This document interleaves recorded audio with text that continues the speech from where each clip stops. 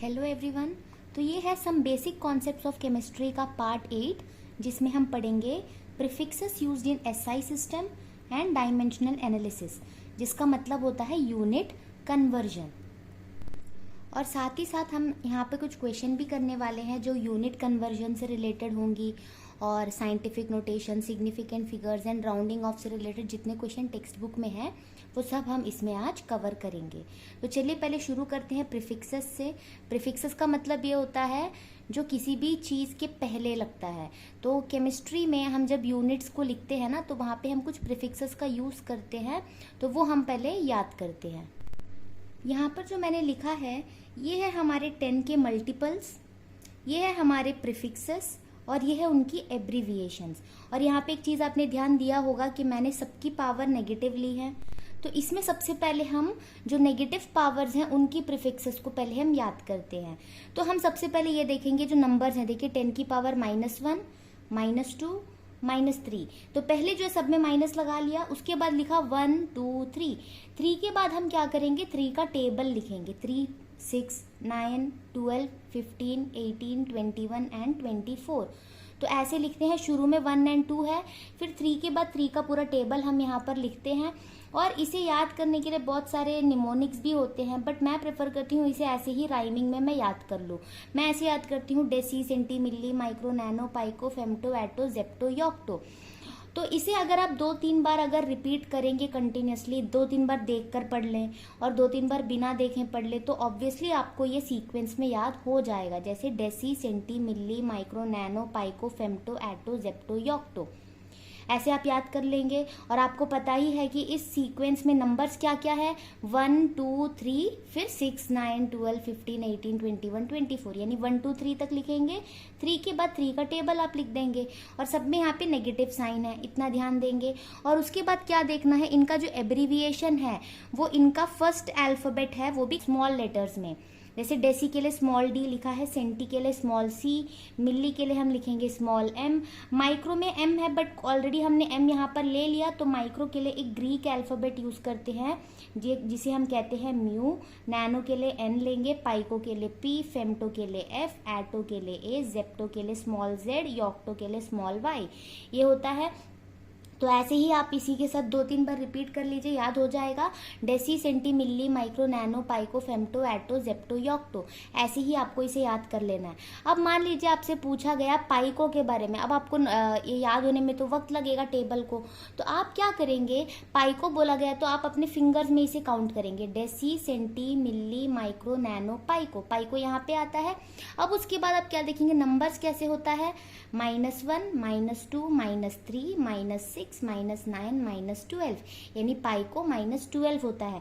ऐसे कुछ समय के लिए आप ऐसे याद करते रहोगे तो कुछ टाइम बाद आपको वैल्यूज अपने आप याद हो जाएंगे, दिमाग में ज़्यादा प्रेशर देना नहीं पड़ेगा।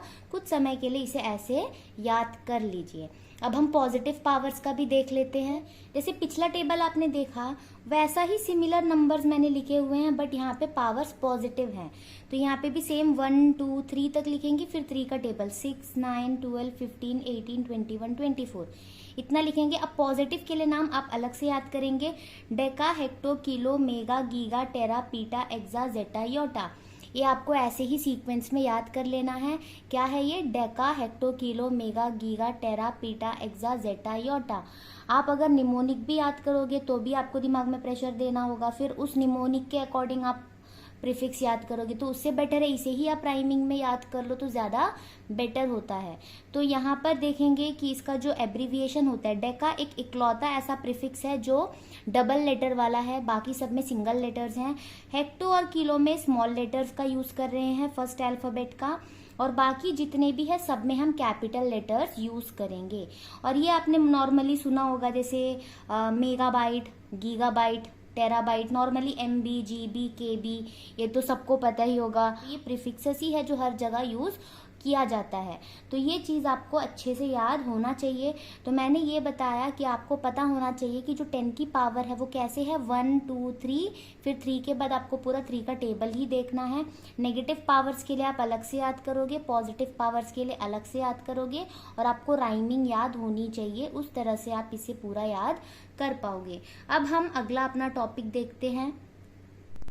अब हम पढ़ने वाले हैं डायमेंशनल एनालिसिस, जिसे हम फैक्टर लेबल मेथड या यूनिट फैक्टर मेथड भी कह सकते हैं। इसका मतलब क्या होता है? यूनिट्स को एक सिस्टम से दूसरे सिस्टम में कन्वर्ट करना। जैसे हमें दिया होगा इतने डेज हैं, तो डेज को हमें सेकेंड्स में कन्वर्ट करना होगा। जैसे हमें दिया होगा सेंटीमीटर में, हमें इंच में कन्वर्ट करना होगा, या इंच से सेंटीमीटर में कन्वर्ट करना होगा, किलोमीटर से नैनोमीटर में कन्वर्ट करना है। ऐसे हम एक सिस्टम से दूसरे सिस्टम में कन्वर्ट करेंगे, इसे हम कहते हैं डायमेंशनल एनालिसिस। तो इससे पहले कि हम ये शुरू करें, हमें वो प्रीफिक्सेस तो याद होने चाहिए। अभी फिलहाल आप वीडियो देख रहे हैं तो मैं आपको प्रीफिक्सेस बता दूंगी, आपको बस मेथड सीखना है, और जब आप ये मेथड पूरा सीख जाओगे तो आप वो प्रीफिक्स को भी याद कर लोगे। अगर आपके पास अच्छा बेहतर मेथड है प्रीफिक्सेस को याद करने का, अगर आप निमोनिक्स को लेके ज़्यादा श्योर हो कि हम वैसे याद कर सकते हैं, तो आप निमोनिक्स के थ्रू भी जा सकते हैं, बट मैं जो प्रेफर करती हूँ मैंने आपको वही बताया है। तो यहाँ पे हम सबसे पहले ये देखेंगे कन्वर्जन में काम आने वाले कुछ चीज़ें हैं, जैसे कि हमने ऑलरेडी पढ़ रखा है 1 एटॉमिक मास यूनिट जो होता है वो है 1.66 इंटू 10⁻⁻24 ग्राम्स। तो अगर AMU से ग्राम में कन्वर्ट करना हो या ग्राम से AMU में कन्वर्ट करना हो, तो ये हमें याद होना चाहिए कि 1 AMU इतने ग्राम्स के बराबर होता है। और दूसरा चीज़ ये है, 1 इंच जो है इसमें होता है 2.54 सेंटीमीटर्स, यानी इतना सेंटीमीटर मिलकर 1 इंच बनाता है। और एक खास बात, जो हम लिखते हैं ना नॉर्मली 1 लीटर या 1 मिलीलीटर, ये क्या होता है? 1 लीटर जनरली क्या होता है? 1 डेसीमीटर क्यूब, यानी कि जो लीटर होता है वो डेसीमीटर क्यूब के बराबर होता है, और जो ml होता है वो सेंटीमीटर क्यूब के बराबर होता है। ये दोनों तो बहुत ही इम्पॉर्टेंट है। जब आप आगे पढ़ोगे सॉल्यूशंस, आप कंसेंट्रेशंस निकालोगे, तब वहाँ पे वॉल्यूम्स यूज़ होंगे जहाँ पे लीटर या मिलीलीटर दिया होगा, बट आपको यूज़ करना होगा SI यूनिट में, जैसे कि मीटर्स के टर्म में। तो आपको पहले उसे डेसीमीटर क्यूब या सेंटीमीटर क्यूब में कन्वर्ट करना होगा, फिर इसे आप मीटर क्यूब में कन्वर्ट करोगे। वो सब हम यहाँ पे अभी सीखने वाले हैं। तो आपको बेसिकली याद ये रखना है, 1 लीटर का मतलब होता है 1 डेसीमीटर क्यूब, और 1 ml का मतलब होता है 1 सेंटीमीटर क्यूब। तो कभी भी लीटर सुनोगे दिमाग में आ जाना चाहिए डेसीमीटर क्यूब, ml सुनोगे तो दिमाग में आ जाना चाहिए सेंटीमीटर क्यूब। इससे एक चीज़ हम समझ सकते हैं, जैसे कि 1 लीटर जो है 1000 ml का होता है, तो और हमें ये पता है कि ml क्या होता है? Centimetre cube. तो ये हम ऐसे इसे कन्वर्ट कर सकते हैं, जैसे 1 लीटर होता है 1000 ml और ml होता है सेंटीमीटर क्यूब, तो हम इसे 1000 सेंटीमीटर क्यूब करके भी लिख सकते हैं। डिपेंड करता है कि हमें कौन सी यूनिट में वैल्यू चाहिए, हम उस तरह से उसे चेंज करते हैं। जितना टॉपिक्स हमें यहाँ पे सीखना था वो तो हम सीख चुके, यानी हमें प्रीफिक्सेस याद करने हैं, वो आपका काम है, आप याद करोगे उसे। और डायमेंशनल एनालिसिस का मतलब क्या होता है वो मैंने आपको बता दिया। अब हम सीधे क्वेश्चंस में जाते हैं। यहाँ पर हम scientific notation and significant figures, round of, ये सारे चीज़ भी हम यहाँ पर क्वेश्चंस देखेंगे जो हमने ऑलरेडी पढ़ रखा है, क्योंकि मैंने वहाँ पे आपको टेक्स्ट बुक क्वेश्चंस नहीं कराए थे, मैंने जस्ट कॉन्सेप्ट बताया था। तो अब हम यहाँ पे सारे क्वेश्चंस भी करेंगे। तो ये है हमारे एक्सरसाइज का क्वेश्चन नंबर 15, जिसमें बोला है match the following prefixes with their multiples, यानी यहाँ पे हमें प्रीफिक्स दिए हुए हैं और यहाँ पे मल्टीपल्स दिया हुआ है। तो माइक्रो अब तक हमने सीख लिया है, माइक्रो 10⁻⁻6 को कहा जाता है, डेका 10⁻1 होता है, मेगा 10⁻6, गीगा 10⁻9 एंड फेम्टो 10⁻−15। तो अगर आपको ये प्रीफिक्सेस याद हैं तो आप इसे कुछ सेकेंड्स में ही आप इसे मैच कर लोगे। तो चलो अगला क्वेश्चन देखते हैं। एक्सरसाइज का question number 18, express the following in the scientific notation. तो हमें इन नंबर्स को साइंटिफिक नोटेशन में कन्वर्ट करना है। साइंटिफिक नोटेशन के लिए मैंने आपको क्या बताया था, जो भी नंबर होंगे उसमें पॉइंट से पहले सिर्फ एक नॉन जीरो डिजिट होने चाहिए, यानी कि मुझे क्या चाहिए, ये पॉइंट यहाँ पर आ जाए 4 के बाद, तो मैं लिखूंगी 4.8। इतना हो जाने के बाद मेरा ये काम रहेगा कि मैं चेक करूं कि ये नंबर छोटा था उसे मैंने बड़ा किया है या बड़े नंबर को मैंने छोटा किया। तो क्योंकि ये 0 पॉइंट था, छोटा नंबर था, जब भी मैं नंबर को बड़ा करूंगी तो पावर को मैं छोटा करूंगी, यानी पावर को नेगेटिव ले जाऊंगी। आपने बहुत जगह ये सीखा होगा, पॉइंट को अगर हम राइट शिफ्ट करेंगे तो नेगेटिव साइन लगता है, पॉइंट को अगर हम लेफ्ट शिफ्ट करेंगे तो पॉजिटिव साइन लगता है। तो मुझे ऐसा लगता है राइट शिफ्ट, लेफ्ट शिफ्ट, बच्चे कंफ्यूज हो सकते हैं कि कब पॉजिटिव लगना है, कब नेगेटिव लगना है। तो मैंने ये सोचा कि अगर मैं नंबर को बढ़ा रही हूँ तो मैं पावर को घटाऊंगी। ये चीज़ तो कॉन्सेप्ट हो गई, ये तो कोई भूल नहीं पाएगा। और अगर मैं नंबर को छोटा करूंगी तो पावर को बढ़ा दूंगी। अगर आप भी इसी तरह से याद करोगे तो कभी आपकी साइंटिफिक नोटेशन में गलती नहीं होगी। तो मैंने नंबर को बड़ा किया, पावर को छोटा करना, और कितनी बार छोटा करूंगी, जितनी बार मैंने शिफ्ट किया, 1 2 3, तो -3। अब यहाँ पर मुझे पॉइंट से पहले एक ही डिजिट चाहिए, यानी 2 के बाद पॉइंट, तो 2.34 चाहिए मुझे। और 10 की पावर में क्या आएगा, अब बड़े से नंबर को मैंने छोटा किया तो पावर बढ़ेगा यानी पॉजिटिव रहेगा।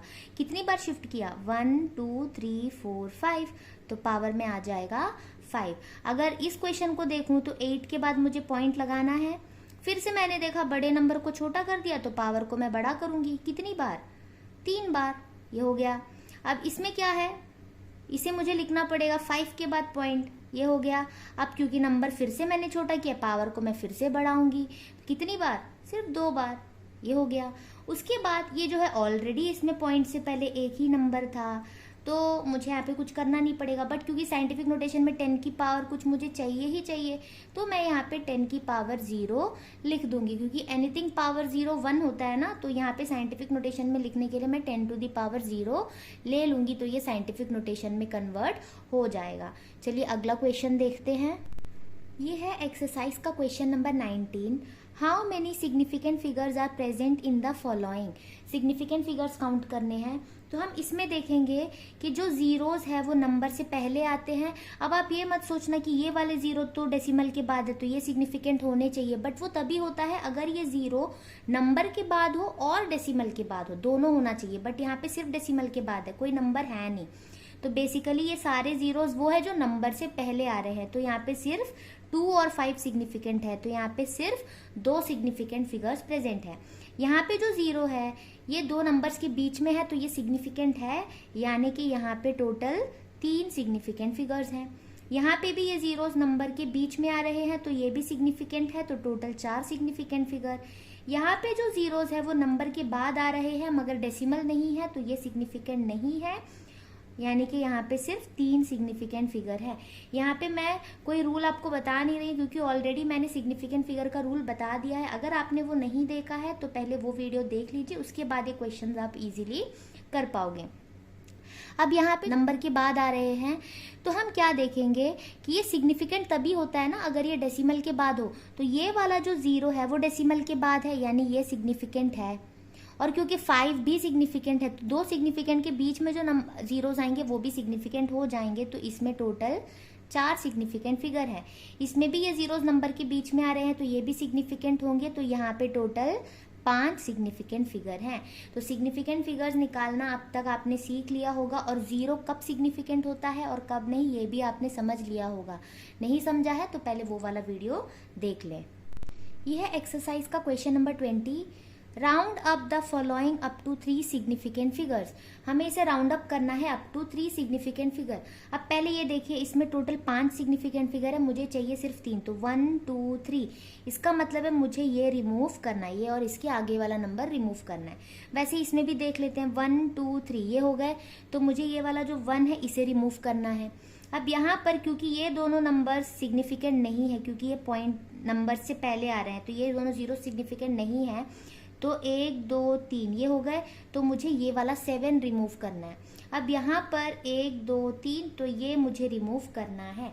तो यहाँ पर हम ये देखते हैं, जब ऐसा केस होगा ना जो डेसिमल के बाद है वो तो बहुत आसान है, लेकिन ऐसे केस में हमें थोड़ा सोचना पड़ेगा। अब ये देखते हैं सबसे पहले, क्योंकि मुझे 1 रिमूव करना है, और हमने क्या पढ़ा था कि अगर जो नंबर मैं रिमूव कर रही हूँ वो 5 से छोटा है तो पिछले नंबर में कुछ नहीं करना है, उसे एज इट इज रखना है, यानी कि ये होगा 34.2।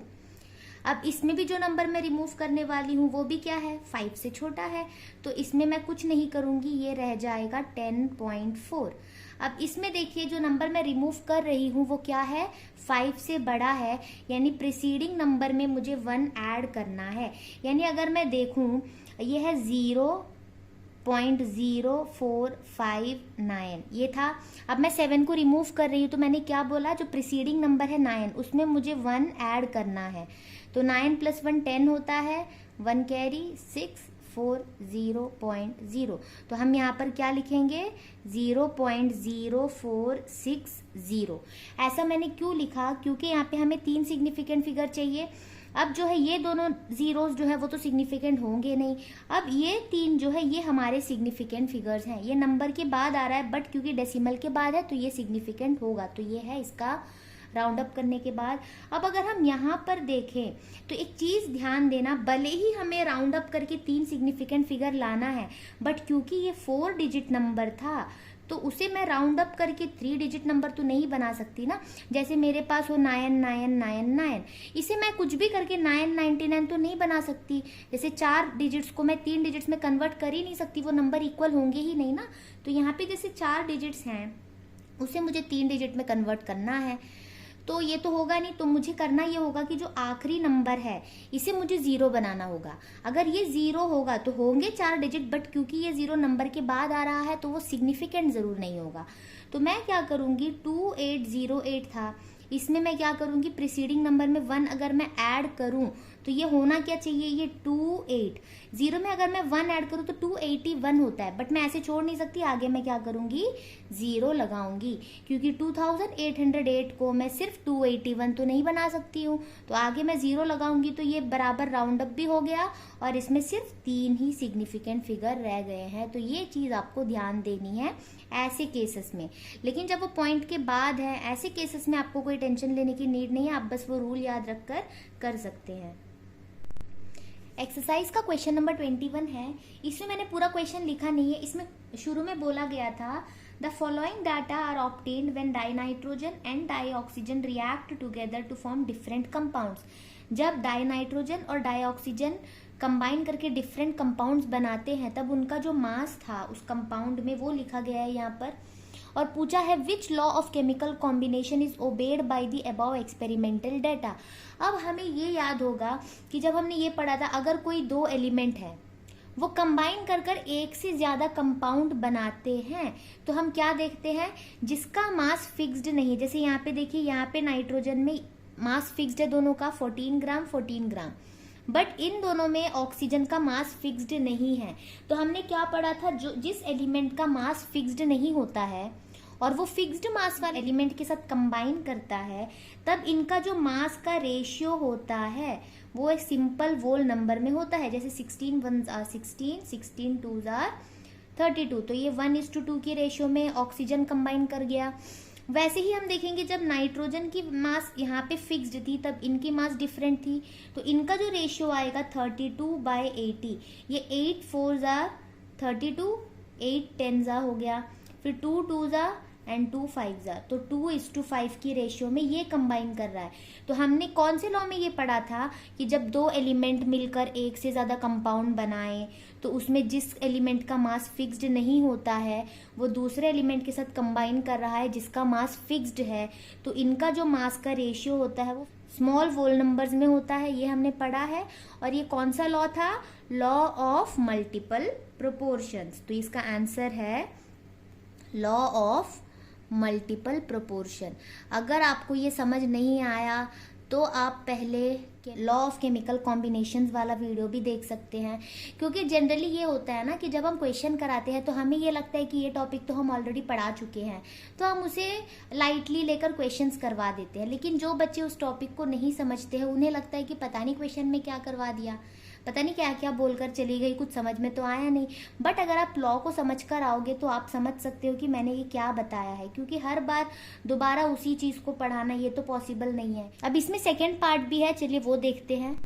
ये क्वेश्चन देखिए, fill in the blanks in the following conversions. यहाँ पे हमें फिल करना है, तो यहाँ ध्यान से देखिए, ये किलोमीटर है, उसे हमें मिलीमीटर में कन्वर्ट करना है एंड देन पाइकोमीटर में भी कन्वर्ट करना है। तो हम यहाँ पे सिंपल समझ सकते हैं, ये डायमेंशनल एनालिसिस का क्वेश्चन है। तो सबसे पहले क्या करते हैं, 1 किलोमीटर को हम क्या लिख सकते हैं, 1 नहीं लिखे तो भी चलेगा ना, किलो का मतलब होता है 10⁻³ इतना मीटर, इतना हो गया। यानी जो किलो था वो भी तो एक तरह का प्रीफिक्स था ना, तो हमने पहले उसे हटा दिया, ठीक है, अब इसे हमें चेंज किस में करना है, मिलीमीटर में। तो चलिए एक काम करते हैं, इसमें जो 10⁻³ है उसे हम ऐसे ही रखते हैं। अब इसमें जो मीटर है, मीटर भी मुझे चाहिए यहाँ पे, वो भी मैंने ऐसे ही रख दिया। अब मैं जो बताने वाली हूँ ये मेरा तरीका है, जैसे मैं करती हूँ। अब जैसे मुझे मिली में लेकर आना है, अब मैं ना मिली यहाँ पर लिख रही हूँ, मैं एक्स्ट्रा यहाँ पर लाई हूँ। जैसे 10⁻³ मीटर था, 10⁻³ और मीटर दोनों मैंने लिखा, बट बीच में थोड़ा सा मैंने जगह रखा। अब मुझे चाहिए क्या, मिली। मुझे पता है मिली का मतलब होता है 10⁻³ ऐसे होता है ना मैथ्स में कि अगर हम किसी चीज को ऐड करते हैं, कन्वीनियंस के लिए अगर हम किसी चीज को ऐड करते हैं तो उसे नलिफाई करने के लिए हम साथ में उसे सब्ट्रैक्ट भी करते हैं, आपने पढ़ा होगा। या फिर ऐसे होता है किसी नंबर में जैसे 1.23 डिवाइडेड बाय 2 है, तो आप क्या करते हैं, यहाँ पे पॉइंट हटाने के लिए अगर ऊपर आप 100 से मल्टीप्लाई करते हो तो नीचे भी तो 100 से मल्टीप्लाई करना पड़ता है ना, ताकि ये बैलेंस हो सके या कैंसिल हो सके। उसी तरह क्या होता है, जब मैंने मिली यहाँ पर लिखा तो मिली का मतलब 10⁻³ है, जो कि मैंने यहाँ पर रख दिया। तो इसे कैंसिल करने के लिए भी तो मुझे कुछ चाहिए ना, तो 10⁻³ को कैंसिल कौन करेगा, 10⁻3। तो मैं ऐसे करती हूँ कि जो भी चीज में मुझे कन्वर्ट करना है, जैसे मिली में कन्वर्ट करना है तो मुझे मिली का वैल्यू पता है, मैं बस क्या करूंगी, उसका साइन चेंज करके यहाँ पर लिख दूंगी साथ में। इतना ही मैं करती हूँ। जैसे 10⁻³ हो गया, उसके बाद क्या था, मीटर था वो भी लिखा, बीच में थोड़ा सा जगह खाली छोड़ना है। और मुझे अगर मिली चाहिए तो मिली मैंने लिख लिया। अब मुझे पता है मिली का मतलब होता है 10⁻³ तो इसे मैंने एक्स्ट्रा इंसर्ट किया है, तो इसे कैंसिल करने के लिए मुझे क्या करना पड़ेगा, साइन बदल कर लिखना पड़ेगा, जो कि है 10⁻3। अब जो है दोनों की पावर ऐड होगी, क्योंकि ये इनटू में है, तो 3 + 3 6 होगा, तो ये हो जाएगा 10⁻6 मिलीमीटर। जनरली कैसे कराते हैं, क्योंकि मुझे पता है 10⁻³ ये क्या होता है, मिली, यानी मिलीमीटर। 1 मिलीमीटर का मतलब होता है 10⁻³ मीटर, ये होता है ना। तो हम क्या देखेंगे, तो 1 मीटर में कितने मिलीमीटर होंगे, 1 मीटर 10⁻³ यहाँ चला जाएगा, इतना मिलीमीटर होगा, यानी 1 मीटर में होंगे, ये ऊपर जाएगा 10⁻³ मिलीमीटर। कन्वेंशनली तो ऐसे करते हैं कि 1 मीटर में इतने मिलीमीटर होते हैं, इसलिए मीटर की जगह 10⁻³ मिलीमीटर लिख दिया जाता है। बट इतना सेपरेटली करने के बजाय मैं ये प्रेफर करती हूँ, क्योंकि ये मुझे बहुत ज़्यादा आसान लगता है। क्योंकि मुझे मिली चाहिए था, मिली 10⁻³ है, तो उसे कैंसिल करने के लिए मैं लूँगी 10⁻3।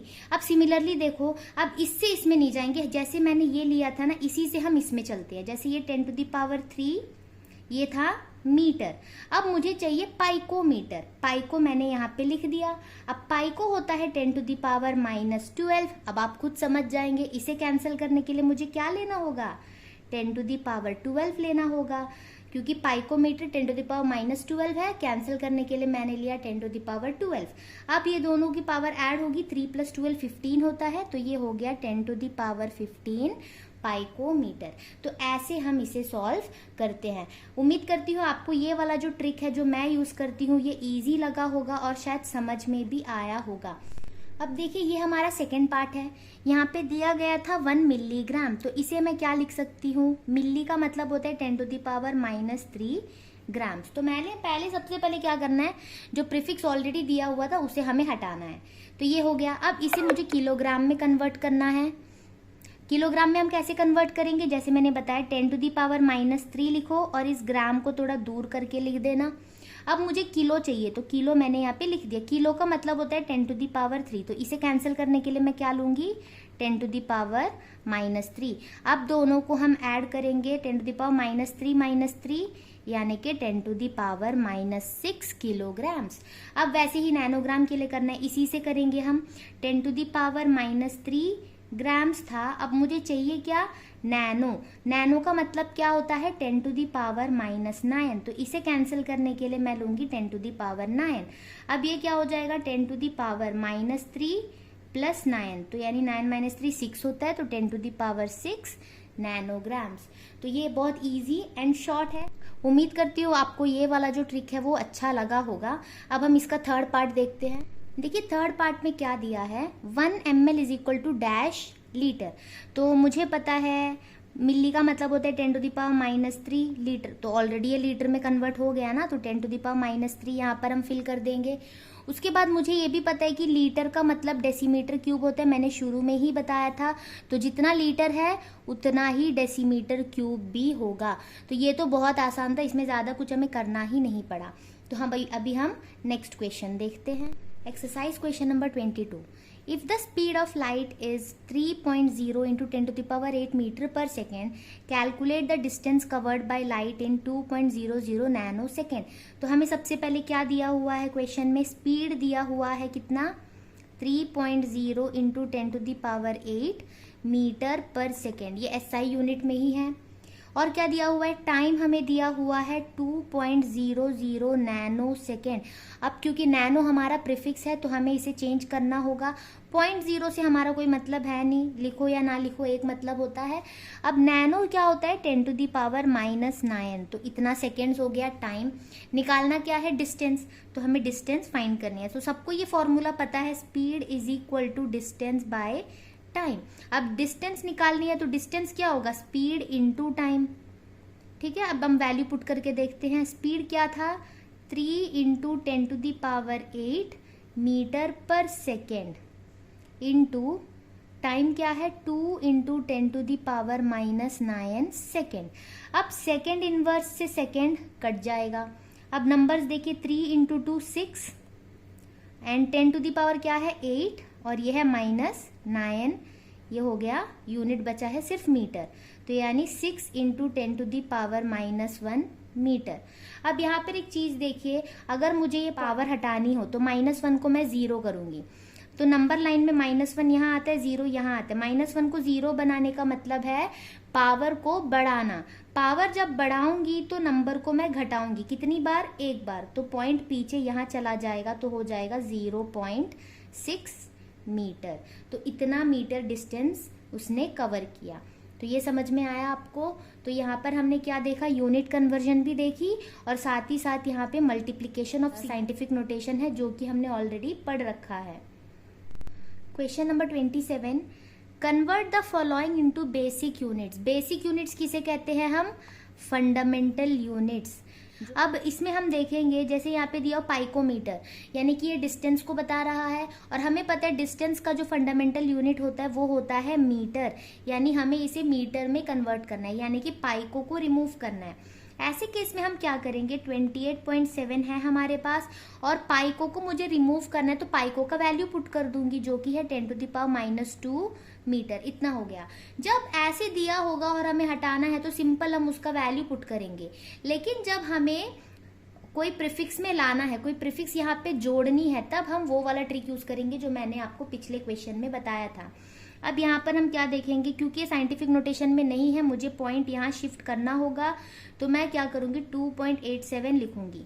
मैंने नंबर को छोटा किया तो पावर को बढ़ाऊंगी, तो -12 में मुझे ऐड करना है, कितना, एक बार शिफ्ट किया है तो 1 ऐड करूंगी, तो ये हो जाएगा 2.87 इंटू 10⁻⁻11 मीटर। तो ये हो गया। इसका सेकेंड पार्ट देखते हैं। फिर से हमें पाइकोमीटर में दिया है, यानी मीटर में चेंज करना है, तो फिर से हम लिखेंगे ये नंबर जो दिया हुआ है हमें, और पाइको का वैल्यू होता है 10⁻⁻12 मीटर और ये हो जाएगा 1.515। हमें नंबर साइंटिफिक नोटेशन में लाना है, तो नंबर को छोटा किया, पावर को एक बार बड़ा करेंगे तो क्या आ जाएगा, -11 मीटर। जैसे पिछले क्वेश्चन में किया था बिल्कुल वैसे ही करना है। अब इसमें देखिए मिलीग्राम बोला गया, मिलीग्राम से हम क्या करते हैं, मास को रिप्रेजेंट करते हैं ना, और मास का बेसिक यूनिट होता है किलोग्राम, यानी मुझे मिलीग्राम से उसे किलोग्राम में कन्वर्ट करना है। तो पहले मैं क्या करूंगी, जो नंबर दिया हुआ है वो लिखूंगी। मिली का मतलब होता है 10⁻³ ग्राम्स, इतना हो गया। अब सबसे पहले ना एक काम करते हैं, इसे हम ना साइंटिफिक नोटेशन में ला देते हैं। जैसे पॉइंट यहाँ से मुझे यहाँ शिफ्ट करना है, तो ये हो गया 2.5365। अब मैंने क्या देखा, ऑलरेडी 10 की पावर में -3 थी। अब क्या है, नंबर जो था वो बड़ा था, उसे मैंने छोटा किया। नंबर छोटा किया तो पावर मैं बड़ा करूंगी। कितनी बार बड़ा करूंगी, 1 2 3 4 टाइम्स, तो इतना ग्राम्स हो गया, यानी 2.5365 इंटू 10⁻4 - 3 1 होता है, इतना ग्राम्स हुआ, बट मुझे चाहिए किसमें, किलोग्राम में। तो जैसे मैंने बताया था, जैसे जो नंबर है हमारे पास उसे हम एज इट इज लिखेंगे। ग्राम को थोड़ा दूर करके लिखती हूँ क्योंकि बीच में मुझे किलोग्राम, किलो इंसर्ट करना है, तो मैं यहाँ पे किलो लिख लेती हूँ। किलो का मतलब क्या होता है, 10⁻³ होता है ना। तो इसे कैंसिल करने के लिए मुझे क्या लेना होगा, साइन बदलकर 10⁻³ लेना होगा। अब उसके बाद हम क्या करेंगे, 2.5365 इंटू 10⁻, ये -3 + 1 क्या होगा, -2 किलोग्राम। तो मिलीग्राम से हमने क्या कर दिया, इसे किलोग्राम में चेंज कर दिया। तो होपफुली ये समझ गए होंगे आप। अब हम अगले क्वेश्चन में जाते हैं। यह है question number 30। What will be the mass of 1 carbon 12 atom in grams. यानी कार्बन 12 एटम है, उसका मास निकालना है ग्राम्स में। तो हमने पिछले वाले वीडियो में पढ़ा था, जो कार्बन 12 आइसोटोप होता है, इसका मास को हम मानते हैं 12 एटॉमिक मास यूनिट। और हमने अभी क्या पढ़ा, 1 एटॉमिक मास यूनिट क्या होता है, 1.66 इंटू 10⁻⁻12 ग्राम्स। अगर 1 एटॉमिक मास यूनिट इतना होता है तो हम यहाँ इसे कन्वर्ट कर सकते हैं। जैसे 12 है इंटू एटॉमिक मास यूनिट का वैल्यू ये होता है, तो वो हम यहाँ पे इंसर्ट करेंगे, ये हो गया ग्राम्स में। अब 12 इंटू 1.66 अगर हम मल्टीप्लाई करेंगे तो हमें मिलेगा 19.92 इंटू 10⁻⁻12 ग्राम। अब क्योंकि मुझे पॉइंट पीछे शिफ्ट करना होगा, तो 1.992 इंटू 10⁻⁻12 है। क्योंकि मैंने नंबर को छोटा किया है तो पावर बढ़ाऊंगी कितना, एक बार शिफ्ट किया है इसलिए एक बार। तो इसका आंसर होगा 1.992 इंटू 10⁻⁻11 ग्राम्स। तो ये हो गया। और बस एक क्वेश्चन रह गया है, वो भी देख लेते हैं। Question number 31। How many significant figures should be present in the answer of the following calculations. तो अब आपको यहाँ पे पूरा इंटू डिवाइड करके नहीं बैठना है, आपको सिर्फ ये पूछा गया है कि इसकी जो आंसर आएगी उसमें कितने सिग्निफिकेंट फिगर होने चाहिए। जब ऐसा मल्टीप्लाई डिवाइड वाला केस होगा तो आप क्या करोगे, इंडिविजुअली हर एक नंबर में कितने सिग्निफिकेंट फिगर है वो काउंट करोगे। जैसे यहाँ पे 0 नंबर से पहले है तो ये सिग्निफिकेंट नहीं है, तो इसमें सिर्फ 4 सिग्निफिकेंट फिगर हैं। इसमें टोटल कितने सिग्निफिकेंट फिगर है, 5। और इसमें भी ये 0 नंबर से पहले है, सिग्निफिकेंट नहीं होंगे, इसमें 3 सिग्निफिकेंट फिगर हैं और इसमें सिर्फ 4। तो जितने भी सिग्निफिकेंट फिगर हमें दिखे उसमें जो सबसे छोटा होगा यही हमारे आंसर में भी होना चाहिए। जब मैंने आपको मल्टीप्लिकेशन ऑफ सिग्निफिकेंट फिगर बताया था तो वहाँ पे ये चीज़ बताई थी ना कि जब हम मल्टीप्लाई या डिवाइड करते हैं तो आंसर जो होगा उसमें उतने ही सिग्निफिकेंट फिगर्स होने चाहिए जितने हमारे नंबर्स में से सबसे कम है। यानी जो भी नंबर्स हमें दिए हों उसमें से सबसे कम सिग्निफिकेंट फिगर जिसमें भी आपको दिखे उतने ही सिग्निफिकेंट फिगर आपके आंसर में भी होने चाहिए कैलकुलेशन के बाद। तो यहाँ पे 3 है तो इसका आंसर हो जाएगा 3 significant figures should be present in the answer. तो 3 सिग्निफिकेंट फिगर्स होने चाहिए। अब इसका नेक्स्ट पार्ट देखते हैं। इसका सेकेंड पार्ट देखिए, 5 इंटू 5.364। तो यहाँ पे आप बोलोगे 1 सिग्निफिकेंट फिगर है और यहाँ पे आप बोलोगे 4 सिग्निफिकेंट फिगर है। लेकिन जब ऐसे नंबर्स दिए होते हैं इन्हें हम कहते हैं एग्जैक्ट नंबर्स। जैसे 5 है उसे मैं चाहूँ तो 5.0 लिख सकती हूँ, 5.00 लिख सकती हूँ, 5.000, तो कैसे भी मैं लिख सकती हूँ। तो इस पे ना infinite number of significant figures होते हैं, तो हम इसे देखेंगे ही नहीं, सीधे हम क्या बोलेंगे, इसके आंसर में 4 सिग्निफिकेंट फिगर्स होने चाहिए। ये तो होता है मल्टीप्लिकेशन एंड डिवीजन के केस में। अब ये थर्ड पार्ट जो है इसमें एडिशन होता है। एडिशन में हमने क्या पढ़ा था, जब भी हम किसी नंबर को ऐड करेंगे तो क्या देखेंगे, जैसे इसमें डेसिमल के बाद पॉइंट के बाद कितने डेसिमल प्लेसेस है, 4 डेसिमल प्लेसेस। यहाँ पे हम सिग्निफिकेंट फिगर्स नहीं देख रहे हैं, यहाँ पे हम क्या देख रहे हैं, कितने नंबर्स हैं डेसिमल्स के बाद। जैसे यहाँ पे 4 डेसिमल प्लेसेस हैं, यहाँ पर भी 4 और यहाँ पर भी 4। तो हमें देखना ये होता है जब हम तीनों को ऐड करेंगे, जैसे हम अगर ये तीनों नंबर को ऐड करेंगे तो हमें मिलेगा 0.8204, ये नंबर हमें मिलता है। और हमें ये देखना है कि जो भी नंबर्स हम ऐड कर रहे हैं उनमें से कौन सा ऐसा नंबर है जिसमें पॉइंट के बाद सबसे कम डेसिमल प्लेसेस हो। लेकिन यहाँ पे तीनों के ही पास same number of decimal places है जो कि है 4। तो आंसर में भी पॉइंट के बाद 4 डेसिमल प्लेसेस होने चाहिए। इतना हमने देख लिया, बट हमें डेसिमल प्लेसेस नहीं पूछा गया है, हमसे पूछा है कितने सिग्निफिकेंट फिगर्स हैं। तो हम क्या देखेंगे, ये वाला 0 तो नंबर से पहले है तो ये सिग्निफिकेंट नहीं है, ये 0 नंबर के बीच में है तो ये सारे सिग्निफिकेंट होंगे। तो इसमें टोटल कितने सिग्निफिकेंट फिगर हुए? 4 सिग्निफिकेंट फिगर। तो यहाँ पे मैंने बहुत सारे टॉपिक्स का मिलाकर क्वेश्चन यहाँ पे कराया है। अगर आपको वो टॉपिक्स नहीं पता है तो इसके डिस्क्रिप्शन में आपको सारे टॉपिक्स का लिंक मिल जाएगा जो ये चैप्टर का ऑलरेडी मैंने करवाया है। अब वहाँ से वो सारे वीडियोस को भी अच्छे से पढ़ सकते हैं। और अगर मैं दूसरा कोई चैप्टर बनाऊँ तो आप वो भी देखिए। और अगर आप मुझे पर्सनली कोई चैप्टर रिकमेंड करना चाहते हैं तो वो भी आप मुझे बता सकते हैं, तो मैं ट्राई करूँगी उस चैप्टर को मैं पहले कवर करूँ। पसंद आए तो वीडियो को लाइक करें, सब्सक्राइब करें चैनल को और अपने दोस्तों को भी शेयर करें। Thank you.